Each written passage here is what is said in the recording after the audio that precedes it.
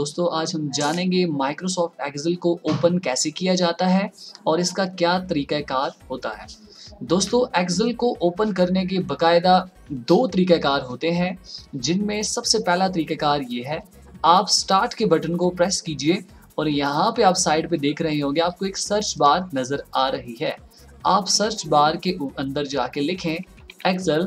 जैसे ही आप यहाँ पे एक्सेल लिखेंगे, ये टॉप के ऊपर आपके पास एक लिंक आ जाएगा माइक्रोसॉफ्ट एक्सेल 2010 का। आप इसके ऊपर क्लिक करके इसे ओपन कर सकते हैं। दोस्तों ये तो था माइक्रोसॉफ्ट एक्सेल को ओपन करने का पहला तरीक़ाकार।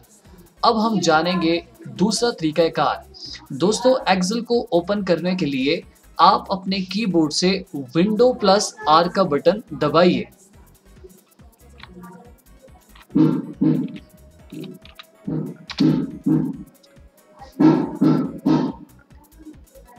दोस्तों आपके कंप्यूटर के अंदर ये वाला जो बटन होगा विंडो का, आप इसे दबाइए और साथ इसको दबाते हुए आर के बटन को दबाइए।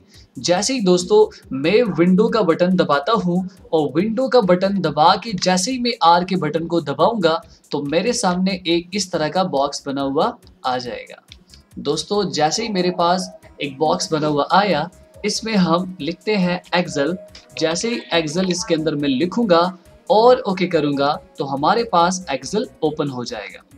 दोस्तों आज के वीडियो ट्यूटोरियल का बेसिक और बुनियादी मकसद ये था कि हम ये जानें कि माइक्रोसॉफ्ट एक्सेल को ओपन कैसे किया जाता है।